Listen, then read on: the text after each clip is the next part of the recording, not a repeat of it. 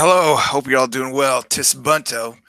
Hope you're all doing well. Let me see. Well, I'm putting together this video as a response to a friend of mine, Rachel duPre, who has started this long, engrossing thread about spirituality.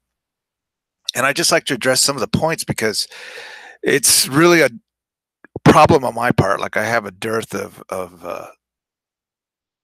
ability to just write, at length. I always give like a terse response, and then, when I do that, it doesn't have as much eloquence as when I could just get on cam and just start explaining my point, my position when I think it's important. Right? I could give out any sort of quickie, but when I think it matters and when somebody really wants to know, I like to extrapolate at length. At a certain quality. So that's why I'm putting together this video. Let me see. Everything's fine here. It's 4:53 on a Sunday. Let me go ahead and screen share what I'm looking at. All right, hold on, kids. Let me see. All right. They've dinked with the Hangouts, so I'm just still learning my way. Okay, let me go ahead and share the whole screen. I hope you can see it. I'm just going to repeat. All righty. This is what I'm talking about. I hope you can see it. This is the thread. I'm going to go ahead and let me take a quick look at the live stream so I can get the questions, see if anybody's looking. Hold on a sec, guys. Let me pop this out and then close all this. If anybody is watching, has any questions about my train of thought here, more than welcome to put any sort of question there. All righty. Well, Rach, let me look at this. Okay. The thing is that it's long, so I had to figure out an entry point here, and I wrote some notes. So the first one I'm going to look at is, alrighty, her last response to me. And let me scroll down. I hope the mic is sounding halfway decent, better than last time. Alrighty, I'm looking, guys. All right, here's a good one. This is the one where it started like a day ago. This next comment is only half formed. Call it exploratory, but it begins with an experience and develops a theme from there. I am at my best in story mode, both academically and philosophically, but apologize for this. It is how my mind works. No need. I think I have mentioned to Bunto already that I am a part of the CERN program, working in one of its associated projects through the observatory in Gubbio. Forgive me. I have to drive or train there ever so often, usually for an overnight stint. Alrighty, so on and on. But here's the money point. All right, first bullet point. On 8th October 2013, right, at 21:48 hours, four of us observed a low mass particle go at faster than light speed. The story appeared the following day in the Italian national press and New Scientist about a month later. The reaction was interesting. Okay. First, there was an attempt to falsify the results. Wow. Then to discredit our program director. Then to blame our observation software. This was followed by a series of press releases by accelerators around the world saying particles can go at almost the speed of light. Then particles have been observed at the speed of light before CERN finally carried the story. Quote, particles have been observed at speeds consistent with what we know about the speed of light. And then she puts, beautiful evasion can mean anything, right? This is both good science, all right, here we go, and demonstrates the limits of science. All statements were true. We had observed a low mass particle at greater than the speed of light, as had others, but the weight of scientific community persuaded us to say what we saw was in line with Einstein. It's a very interesting comment. Then she follows up. Here we thus have the first conflict within the science community between those whose experimentation is to confirm the theories we have and those whose experimentation is to discover new things. On this occasion, the closed mind won. All right. Okay. Let me, parse this in the way that I'm thinking. I just want to explain to you the way that I look at this. Okay, first thing that comes to mind is, the scientific method is a beautiful thing because we can have testable and repeatable phenomenon, and somebody comes forth with the discovery, right? Discovery that we have seen, small particles go faster than the speed of light, which, Einstein, to my knowledge, is, 99% point nine has said is impossible, right? That the constant is the speed of light in this reality that we all share, right? She follows by saying that, that with this sort of discovery, of course, looking at it and sitting in the audience, this of course would entail a peridium change. Would you not agree, duPre?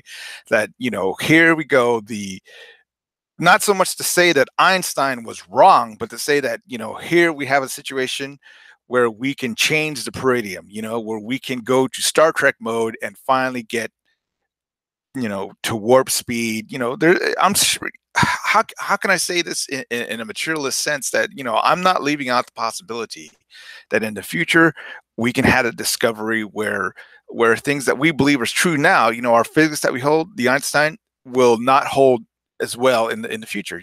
Quantum theory right now has demonstrated that there are many things that, eluded Einsteinian physics, relativity, excuse me. Now, but the thing is that, you know, the way I wanted to address this was like, that there's sort of like a conspiracy theory behind it. It's like, first there was an attempt to falsify the dose and discredit the program director and blame, like that the thing that is part and parcel with science opposed to religion is that the science dogma somehow is the same as a religious dogma. In fact, science is not a dogma. The way I look at it, Rachel, the thing is that the reason it's not a dogma is because there's a method and there's a way of testing for the peridium change, right? Just like, for example, I was thinking about this, like when somebody invented the railroad train or the airplane and said, man wasn't supposed to go faster than 20 miles an hour. And of course, we can laugh at that and say that was the scientific thought back then. But what happens is, I hope you can see this. I'm not being, obtuse in any way, but there's an applicability, that there's an applied science that can verify the peridium change if it's true or not, right? Okay, Rachel, once you come forth with a discovery that, that there is something that goes faster than light, it's not so much that a group of scientists want to quash your results or want to drum you out of their community, right? No, what a group of scientists wants to do is confirm that this is something repeatable and then utilize it, harness that discovery towards the advantage of us, for us all, right? That's a point that I'm going to get to later on in this video, that what is different than religious and dogma of that nature, spirituality and the supernatural, is that you can't actually harness it for advancing and changing, in the same manner as things that are real in our reality. That you can, come up with something in a peridium change that will not be harnessed by applied science. Okay. I'll see if I can sharpen that up a little bit, but I hope you can get the gist of my point, everybody. All right. Let me go look back. Okay. On this occasion, to close my arm, no, pick it up there. Was this bad science? No. Okay. No, CERN. Okay. How can I say this? Blah, blah, blah, blah, blah. Right. There's the key word right there. Was it bad science? No. You have to understand, Rachel, when you sort of apply these immaterial qualities to things that can be tested, I mean, it's sort of like there's no use to it.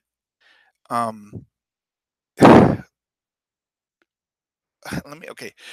In baseball, there was this person named Ty Cobb who is a very, very, very good baseball player, right? He's in the Hall of Fame, and his accomplishments were worthy that he's known in the realm of baseball as being one of the greatest baseball players ever, Rachel. But also, he was a consummate racist, right? So it's not like, however terrible this person was, and he did a lot of terrible things, within games and to fans. He assaulted a person that had no hands in a wheelchair, I believe. You know what I mean? In front of everybody. But what I'm trying to say is sort of like that will not keep him out of the Hall of Fame as being one of the greatest baseball players. Not so much that that he was a terrible person, but that it doesn't have like any sort of material weight upon his accomplishments of hitting, fielding, stealing bases, whatever he's doing. in a way, I'm bringing this simile to you, that is the same thing in a way with science, right? Let's suppose we have some scientists who made the genuine, okay, just for an example, Watson and Crick, right? With the DNA helix, double helix. Let's suppose one of these guys, and I'm not trying to, I'm just saying this is a hypothetical, was like a mass murderer. Okay. The thing is, like, it doesn't so much tarnish the discovery. Is this the person? We know that that person was a bad person, but his discovery is testable and rings true in that way. I want to put like quotes around true, because in a way she says there's a way of not her, but just anybody can say things that are true about science, and then in the same other hand, they can say it's true about religion too, right? But I mean, the difference about true about science, things that are actually, you know, extant in reality in science, is that we can test them. We have this method that we can test to see if these things are actual. Okay, let me go look to see if there's anybody with any questions. Great, nobody's listening, right? I don't even know if this is running. I think it says live. All righty, let me hold on, guys. I know I'm repeating there. Okay, so that's one point I wanted to bring up with her. How to say, her recollection, her you know oh gosh, my mind's skipping here. It's not tight today, but her allegory of saying how it is like science, that there was like some sort of heresy there that the group committed. No, I mean, what happens when you come up with discoveries like that is other scientists want to see if it's testable, if it's actual within our reality. Okay, well, it sort of goes back. That triggered me to take a look at something she said earlier in one of her other responses to me. And this is because I was just being, Bunto being Bunto, right? She puts down in the middle of it this one part that just sort of jumped out to her mindset, right?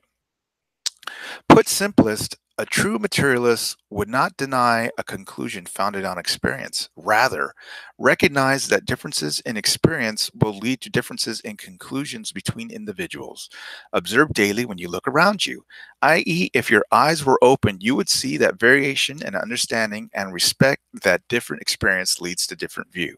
Now, that is true, but there's a sort of a true materialist, right? Like there's some sort of propriety, some sort of proper materialist, and then her next uh, para gives away a true scientist, right?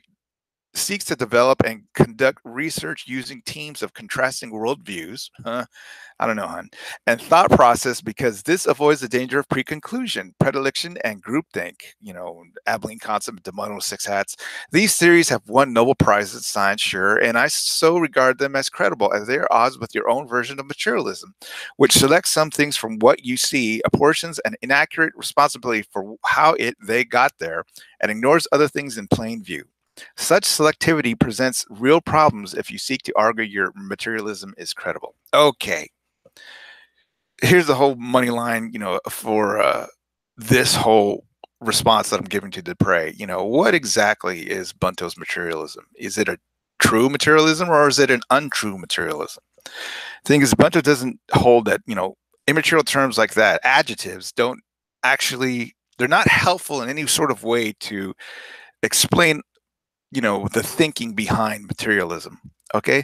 All that materialism to me is that what we, in our experience and with the aids of, of things, of machines, that's what I'm thinking of methods and machines and inventions, that we can ascertain what is real in our reality, right? It's not so much that, you can affix any sort of propriety to a materialist, saying that, I had to think of Dawkins. I'll say, Dr. Dawkins is more of a true materialist than Bunto. The thing is that that's, how can you say, it's not a useful idea of looking at materialism. I am what they call a utilitarian materialist. That means that I know in my heart, whatever is real, somehow, I'm just thinking at the most benign way of explaining this. Let's say information, everything is information. Somehow, if it's real, a person can use it towards the advantage, can harness the power and the force behind things that are real within our reality. Okay, you can use it. It's like, how can I say, it's the absolute baseline of applied science, right? Um, we've always read about the hoaxes that they've had in applied science, like N-rays or the ether, things that they believed existed so they could explain something, right? But then, once we got information, we could say that these things do not exist, right? Right now, the question with the Higgs boson, right? I'm sure they've discovered it, right? Now, the big thing is, how can we use it? Okay, for example, if the ether existed, a materialist, utilitarian materialists say, well, that's fantastic. Let's see how we can harness the power and use it towards our advantage, how we could benefit from such discoveries. Okay. Let me take a breath here, sort of gather my thoughts, because I really want to make this point work. Um, okay. I'd explain to you that I'm a utilitarian materialist, meaning that, there's, how can I use something towards my advantage if it exists, right? I'll give you a simile that I thought of, excuse me, like a parable or a story, right? Okay, Rachel, you believe in visions, right? That you have spiritual contact from agencies outside of the natural that we could ever detect. Showing you information, right? Information that you can use towards your benefit, right? Towards all of our benefits, right? And me as a materialist say, well, if that is so, I'm not saying this as a true materialist, or I'm not saying it as a green materialist or an underwater materialist. I'm telling you, as a utilitarian materialist, how can we use this towards our advantage, right? How can applied science use your visions towards, making a better world? Okay, for example, let's suppose that I came up to you, knocked on your door and says, Rachel, I've invented a toaster that runs on the Holy Ghost, right? You never have to plug it into the wall. Your electricity bills will go down. All you need to do is say, three Hail Marys, and maybe to lubricate the thing, dab it a little bit with holy water, and bam, it does your toast, right? You ask, at this point, I think, why, Bunto, why would you do something like that? Why would you invent a toaster that runs on the Holy Spirit, Holy Ghost, right? And I would tell you, well, it's not so much that, I wanted to be funny, or I wanted to be some sort of, mission statement of the goodness of Mother Mary, baking my toast. The reason I did that, Rachel, was because I wanted to make money. I wanted to harness the power. I wanted to go the next step past electromagnetism onto, using spiritual means to benefit, myself, I guess, or all of us. Somebody can always invent a better toaster that works on the Holy Spirit. Same thing like that. People have claimed that there's ESP, dowsing sticks, all sorts of occult and supernatural phenomenon that they can, read people's minds. You would think, well, if you could do such things, we could definitely harness those sort of powers towards our advantage. That's my well, there's certain keywords that I hate. You mentioned one called worldview. To me, that's just that's the catchphrase of the apologists. It's not a useful term. Worldview. There's just our shared reality and how we can, all together, you know, ascertain what is real and advance our human species, right? Okay, let me take a breath here and see if anybody's listening. No. Well, I guess I picked a good time. Okay, let me look at my notes here real quick. Okay, I'm at the last point here. I'm going pretty fast, so let me see. Anyway, just so I'm sure if I haven't bored you to death here, where did all this come from? Her point of view about her confusion about my type of materialism. Well, I'll read to you the response of her, and we can see together. I'm looking at it too, see if it was tight enough to her. Okay, so I said that day, 5 days ago, Rachel duPre, good morning, Dupe and couple. Hope all's well. The reason I said company is because there's another person, Mr. Champion, who's following this thread too, and I, wanted to include him in our conversation. Hope all is well. Let me see. And then I said, in the first paragraphs of her response, you are intimating that science in total is not actually progressive, that its advances are countered evenly by its malevolence. And I just simply said, codswallop. Okay, what happened there was this, is that when you encounter somebody who's apologizing instead of using a scientific way of testing what her assertion is, it's like, you will use certain techniques in order to evade the issue that, there's uh, trouble there. There's a dearth of substance in her position, right? The first thing that I've discovered, in all my years here of the GDC, the Great Debate Community, is that they'll attack the scientific method, saying that, oh, it has problems. It's done by humans, so it can never be perfect. It can never be right. So it was along those lines that, science, it's a form of the presuppositional argument that Christian apologists will use, that, how can you trust anything if it's coming from us? And in my mind, that's just, that argument has been invalidated. It's a form of postmodernism that has made its way into the silly ranks of Christian apologists. Okay, and then I, answer so forth like this: how do I know my position is true? Merely by using my frail senses to detect that the vast majority of buildings in our modern society are of a scientific and technological nature rather than supernatural or spiritual, and used accordingly towards our advancement. Okay, let me go on. Temples and cathedrals are luxuries of our age, not its essential pillars as it was during the dark and medieval times. Simply without applied science, which utterly has no basis within philosophy, theology, and mysticism, I'll call that PTM, our most advanced human age to date would collapse. Now, what I meant by that, she misunderstood that comment. She took it that when one goes outside and looks at the buildings, that they're looking at the beauty of the buildings, the aesthetic of it. That's not what I meant at all.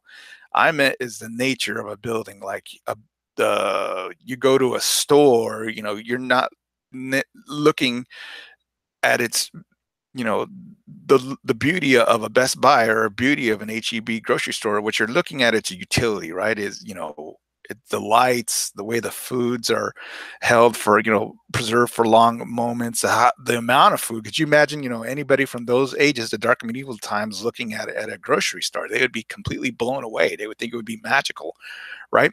But really, that we use these things, gas stations, the cell phone store, Goodwill, we use these buildings, we utilize these buildings for our modern society to be what it is. That it's a modern society that you can have electricity in the buildings, right? I wasn't at all talking about, the beauty of the aesthetic of what a building looks like. That she got into that, her response. Maybe she knows what I'm talking about there, and others will have to catch out if you read the thread. But then I responded this way, forgive me, but please never mind that niggling little detail of there being much more human need for hospitals than hoaxes. Okay, that's a very easy line for my understanding. I hope, most of you can see it. It's sort of like a hospital is a very, at least from the 19th century, right? From the Crimean War of, Florence Nightingale, that we can invent hospitals and care facilities of a modern nature that we can take care of people when they're injured or when they're sick. Now we have that, we're up the ladder on the tech tree, that we can utilize those scientific realities towards our benefit, right? It's something that we need, care for human race more so than a hoax, which I'll characterize as temples and cathedrals. To me, it was a part of man's conception to come up with religion. That first they saw the world around them and wanted to explain it to themselves, right? So they came up with the God concept, and they came up with spirits and polytheism and monotheism. The thing is, the reason I characterize that as a hoax is, Rachel, when the information came in that these things did not exist, right, for many people, right, the age of enlightenment, there was a considerable majority of those people did not let it go and kept with the hoax. There's people like who's the well, there's I'm not trying to filibuster here, but what I'm trying to say is that there's many atheists and materialists through the ages who have said that these are just there's just no substance to religion that we can use in a modern society. Okay, it's like you can't pray over somebody and get a better effect. It's been scientifically tested that there's nothing to the spiritual and supernatural phenomenon as far as like healing somebody in a repeatable scale that we can take advantage of. I'm trying to say this as a utilitarian materialist. Okay, uh, I'm an alien to spiritual belief. Okay, excuse me, I skipped one line. Again, let us go back to the meta question, of the entire thread. What is your best evidence for God? This is me asking it, right? I'm an alien to spiritual belief who cannot and will never find use in this immaterial PTM, philosophy, theology, mysticism, to which a theist adheres doggedly, but is willing to discuss what you, duPre, claim is right there sitting before me, right? This is like the God wall. I'm walking down the street, the theist, the adherent in the supernatural tells you, watch out, Bunto, you're going to walk straight into the God wall, or you're going to walk into this mystical wall. And then I walk right through it. Is there any way of explaining to me how there's something there that you ascertain is real, but, to science, to the materialist, to anybody who can test it, does not exist, right? I mean, that is a problem for anybody who believes in anything outside of our reality. Right? Oh yes, using those languages, which that's I'm tracing my thinking here for you. Oh yes, using these languages we can share with science and technology. Mathematics, physics, formal logic, forensics, at all. Right? I brought up forensics because I was thinking, she could always say, well, in historical times are different. Well, we have forensics. Was there such thing as a great flood? Was there the Tower of Babel? There's all sorts of methods of ascertaining what is true or what has occurred historically. Okay, we use science and we use method, forensics, to tell if there's anything towards these stories that they bring up in sacred scripture. Okay, and then I ended it with this, and she took it as a shot. Time for Bunto to wake up and tune into God's bucket list of commands, right? I mean, that is the simplest, what do you say, baseline of all religion. I mean, religion wants you to tune in to the deity. It wants you to grasp this supernatural agency that's interacting in our reality. That is the whole point of visions, whatever forces that they've said through, history are extent, but we have seen, you can prove methodically do not exist. Then I went ahead and, signed it and said shorter, because if it was not clear enough, the vector of attacking the application soundness of science has been worn out already. I just sort of wanted to move away from the whataboutism. There's no whataboutism religion close to science. There's no method to a religion. There's no testability towards the things, the claims of religion or spirituality. Kindly present the location of God to a materialist. That's just saying, here's the bottom line, that it's not so much that you run into these people who want to be rude and not see God. It's just that they don't speak the language. I'm speaking to all theists and all believers out there.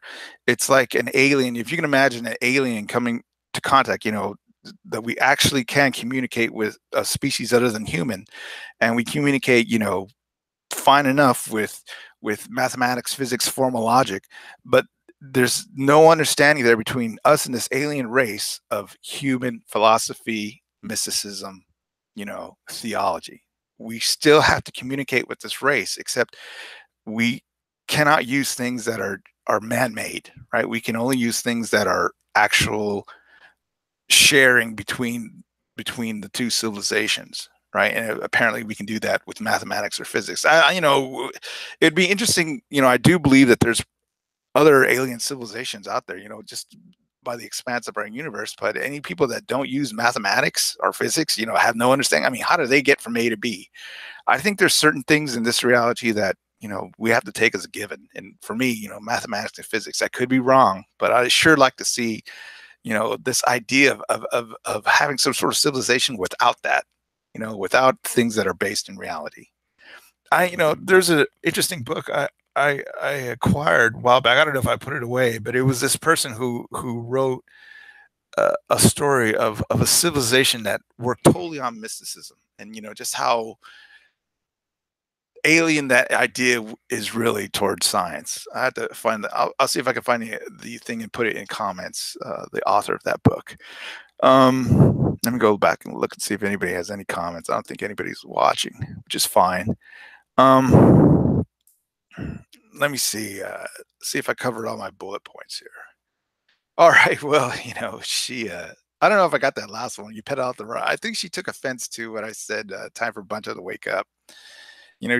She answered this way. You then peddle the worn out old record that with belief in God comes need to comply and demands with commands made by men seeking to oppress mankind in God's name. Fair enough. Neither proven nor universally true.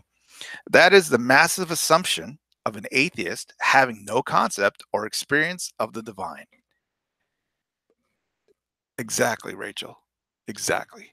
It is absolutely right to distance yourself from what you described as a bucket list, and which most people of rational would see as the inventions of the power hungry. But you yourself are then captured by the equally power hungry whom use science in the same way. I hope, I don't know how long I've been going on here, but I hope I've demonstrated, Rachel, that there's a certain distinction towards my materialism. It's not so much that, I'm going to hang to some dogma. I'm willing to accept paradigm change as long as it's, you know, testable. There's some sort of method to it. Okay. Let us not forget that you, right, capital U, have said repeatedly, science has no limitations. Well, I don't see if I said it that grandly. And so someone has falsely indoctrinated you into seeing science as God. Okay, this just comes up on the whole, when I've encountered so many people in the GDC, especially Christian apologists, and they take, quite, issue with my simple utilitarian materialism. It's like, where's the location of God? Um, let's go ahead and talk about the accomplishments that science has given us at this point, opposed to what where really religion stands in our scheme of things now, which is, in my mind, it's just, countries like Iran, or it's like, what's his name? It's super churches, mega churches, way of making money. Um, the power harness behind religion is is not comparable to what science is trying to do. Science is trying to give us tools, things that we can use to advance. Um, Religion and theism is just, or philosophies of that ilk, trying to, cover it up, get a good brushstroke here. They're just there to take advantage of the person, not so much advance something as a group, as a culture. Not at this point. Um, Bunto, guess what? There's this new religion here that really does advance, and it's testable. Great, right there, Rachel. Just like you found with the faster than light particle, we've got something that would, make Bunto wonder about religion. Wow, there's this force out there that, in the thousands of years since we came up, excuse me, since we came up with monotheism, that has eluded, the theists, right? The main department down at the JPL or at CERN is not a theology department, Rachel. It's, applied science. We want to see, the discoveries here, if they're real, and how we can use them. What they did to you, as far as like, you had four witnesses there, the four witnesses that witnessed the particle going faster than light. Taking everything that they did, of course, was wrong. But I would not sweat what they did to you, Rachel, because that there's, unlike religion, Rachel, there's a method behind science that you can prove your observations and findings is right. You would just go back to say, well, listen, let's repeat the experiment and watch some faster than light particles. Did that happen? It was that when you came up with that, observation, wasn't it 2013? Right now it's 2018. I mean, I'm sure in 5 years it would have blossomed into quite a discovery. Uh, yes. Okay. Well, I mean, I'll just leave it there. As far as the taste of that thread, it's interesting, and I like reading it. And Rachel's a wonderful commenter, and you can read the point of views from somebody who is just not like anybody else on G plus. Somebody who has a brain. You know, I treasure those people. It's sad what kind of happened to the GDC. How sort of just dinked out. I don't think it was any fault of that. When they took Hangouts from Google Hangouts and put it on YouTube, I think that's when the thing fell all apart. Okay, here's Jay Chimpion, right? This is the last two comments of that thread so far, right? Thank you for including me in this lengthy academic thread, right? Windy, but I do not consider myself qualified to comment much further, but I will anyway. I have read and understood Carl Sagan and Carlos Castaneda, right? And learned from both, sure. A Buddhist lessons on belief seems appropriate here. There is a difference between knowing something to be true and believing something to be true. Fair enough, right? I have told you I had a jewel in my closed fist. You may believe me or you may not. Either way, you do not know whether I do or I don't, right? However, if I showed you and let you see and examine the jewel, you would know belief would no longer matter, right? The same could be said for visions. I can't deny or affirm the visions of someone else, only my own. Peace to you, Rachel duPre, right? So in a way, it's sort of like that is apart from materialism. Like, well, I mean, it depends on what the person's putting forth the assertion, what they're trying to say. If it's something extant within reality, like I have visions that tell me this is what's going to happen in the future. Many people could say, well, that's nice. You have very nice visions there, or somebody who's a scientific bent of mind could say, well, you're claiming something is happening in reality. Let's test it to see if there's really something there. Now, most people don't want their visions tested, because I would see that there would be some sort of building, there would be some sort of industry there for, testing the validity of one's visions to see how accurate they are, right? I start having visions, right? Rachel, I would like to go down to some place and make sure that they're, getting tighter, they're getting, over the mean of just probability, right? The upper bound, right? These visions are actually, something of substance, but that does not happen. We have a person claiming visions, but there's no, what do you say, mythology there that we could test it, to see how accurate there is. But the materialist will look at it that way, that, wow, let's harness this power of visions and see if we can use it to our advantage, right?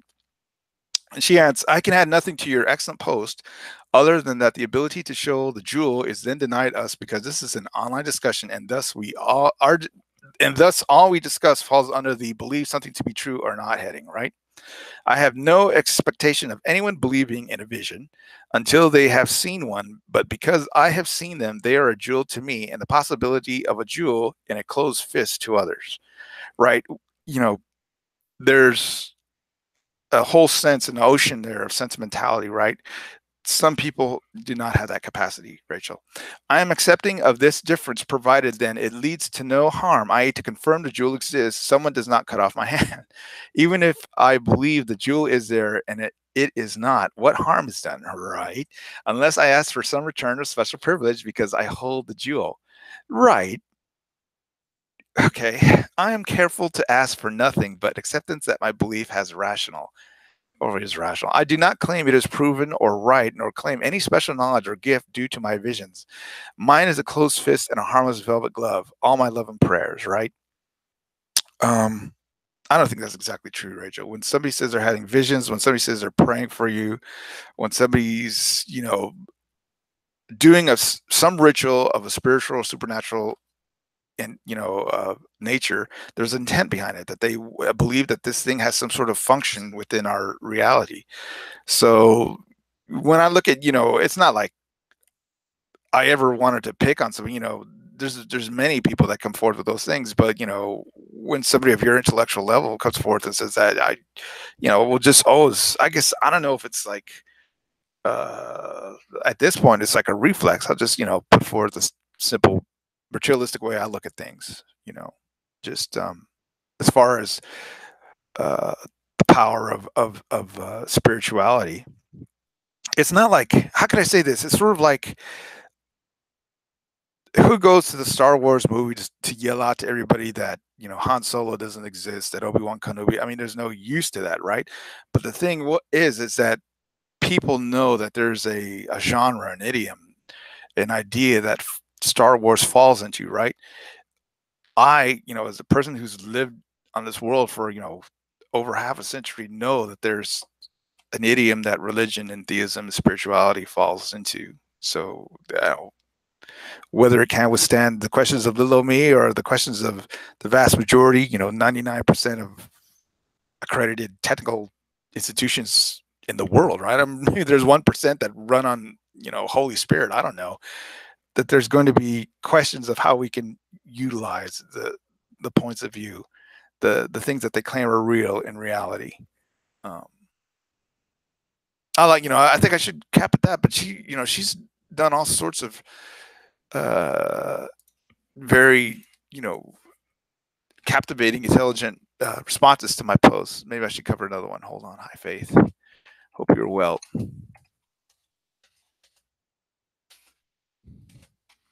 Well, okay, I just winded that one out, right? So just put that back and let me look at another one here.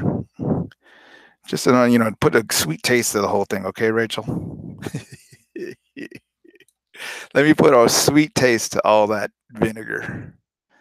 Okay, can we talk about Amazon? I don't know. Oh, let's take a look at this one. This is a quickie. All right, first off, I don't know if y'all know, but there's Amazon Prime coming up, I think on Monday, tomorrow, right? That you can get all sorts of deals from Amazon. So I pulled the trigger on 4 months of their music for 99 cents. But, just because duPre, I put music on another community. It's just a little knit community, 12 people community. And that's just, I put what I'm going through. I put the music there, and then she responds to it. So she put down Amazon Music is excellent, but download. Just don't just use the cloud. As last time Amazon Music upgraded, I lost most of my collection of tracks. Well, actually, they sent me that email too, Rachel, and I just accepted that stuff's still over there. I haven't gone to look, which I'd say to my Amazon cloud and had to start again. The only thing that I'd offer, Rachel, is the Amazon people are very nice because I've had certain things go south on me in Amazon, and then once I call those people, they correct it right away. Honest. I think my mother was watching television. We just moved to Amazon Prime, and she didn't know exactly what she was doing, and she like charged some. You know how they sell video series? She bought the whole video series, right? So it was like $139, right? So I had to call those people. I told them, I know, it's a believe me that was an accident. There's, nothing there that makes my mother doesn't, she didn't know what she was doing. And sure enough, they refunded me, that very same day. So anyway, I would think like, shoot, you could talk to the Amazon people and they work it out with you, getting your stuff back. I'm sure everybody keeps everything, right? Oh, okay. This is a real good one. I won't take much of your time here. Anyway, I was watching a TV show, The Outer Limits. Have you ever, I don't know if any of you remember this, the first one, not the color one, right? And they're showing the episode of a person who was advanced, 100,000 million years of human evolution and what they turned into. And I won't any spoiler alerts for you, but watch it. It's called The Sixth Finger, and it has a McCollum in it. I think David McCollum, and it had this actress Jill Howarth, right? And then usually when you watch these movies, well, I'll explain it to you. Look, in just comments, I said during voyeurism of old TV shows that nobody watches anymore, you come across personalities more so than acting, right? Out of curiosity, you seek their wiki to learn more about them and wonder if they thought celebrity really was anything of substance. Okay, that came about. It's like, I'm watching the TV show and then I see Howarth come out and she was, interesting, right? I mean, you can see a hundred television shows, the people are so Betty Crocker, but she on it, she really stuck out. I mean, they had some chops back then in the 1960s. I think it was like 1963, right? She really came across as just a young, pure, common girl. And I was like, she did a good job on it, as far as, acting that. So anyway, I want to see, well, what happened to her, in life? How come, you think somebody with those sort of chops would have, banked off their career, right? And you see her right here, she's a starlet, right? And you think, she got a winner. What happened, I won't spoil it for you, she had some, she did get far. She moved to New York City and got on Broadway, right? And she established herself, but certain events happened in her life that she just ended up taking care of her mother. Like I do myself, take care of my mother, and she lived out the rest of her experience that way, and passed away in New York. She was an English actress, and she came here. I guess to make it. If you can make it in New York, you can make it anywhere, and it played out in a different way. Anyway, so Rachel responded, I remember her in The Cardinal, a poor dramatization of the exceptional book in which she's shown as Lalage, one of the loves of Fair Fermoil's life. But she also did Mystères de Paris, and that is a very interesting film based on Sue's disappointing book, but which has had three versions made into film now. Mystères de Paris was France's first serial novel, right? And meant to be part of a French realisme fin de siècle. I'm terrible, right? But is let down by its ending, where the German noble returns to administer his lands rather than staying to help the poor in Paris. Well, interesting. Even Sue was trapped into the belief that nobility is a birthright and not the character to be found across society. I believe that probably happened before the French Revolution. Her career began, this is Hayworth, in, I want to say Hayworth, but it's Haworth, right? Her career began in 1959 and crossed the 60s and 70s with her starring opposite some of the most famous male leads in Hollywood and Cannes. Niven, Wayne's, Fonda, right? Before being the original lead in Cabaret. Really, I mean, before Liza Minnelli, there was this woman, right? She did many genres from Western and adventure to horror and drama, being incredibly versatile, right? You could tell that by watching the TV show that this woman had acting chops or personality just shown, right? She died at 2011 at 65 years old, right? Her face was one of the vestiges of the 1960s, carried often by Vogue, right? You look at her. I'll show you another picture, right? She just looks like a plain girl, but she really carries herself well. But the sadness is there, as you described, with her taking ballet classes to be away from a broken home, right? Breaking home and going into acting at 15, losing her virginity, right? That's the problem that we're sort of going through now with the Me Too. That you want to be a starlet, you want to break in, and then all of a sudden, you're doing sexual favors to get by, to get in, right? That's what happened to this girl, right? No, well, I mean, it's how can I say this? I characterize it wrong. I won't say sexual favors, but you know what I mean. It's sort of like things that we wouldn't think is common, or how could I say? Well, I don't know what I'm trying to say. I'm just trying to say that there was a tinge of sadness there. Her auditions for Monsieur de Paris were her excuse to bunk off the school, right? In every regard, a symbol of a time from which we have learned and hopefully grown to be more responsible. Forget that, Angel. Now, in our treatment and support of the young and ambitious would-be actresses, especially those vulnerable because they have no home support, right? So, you can go look on the wiki to see what happened. I won't spoil it to you, but not so much that she was sidetracked by the new things that were asked for her, but you just wonder if like, wow, you know, she had a lot put on her when she was just 15. Okay, so there she looks like, she looks like a starlet, right? I mean, she fits, we want you to look like a starlet, Haworth, and she comes out like this, right? But this is what she looked like, and this is really, I thought it was good. This is really what she looked like, you know, just like a kid. So yeah, I invite you if you want to look it up. I don't know if we can get a copy of The Outer Limits, The Sixth Finger, but she did very well. Tiny girl. Well, let me see. I think I bored you guys long enough. Um, Let me see if anybody cares or want to see nothing.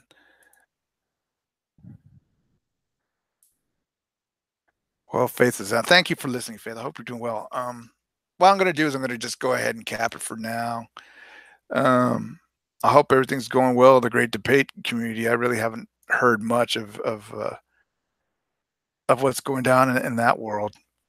I myself am just, more taking care of my mother more than often, more than usual, more than I did back then, and just taking care of the house. That's about it.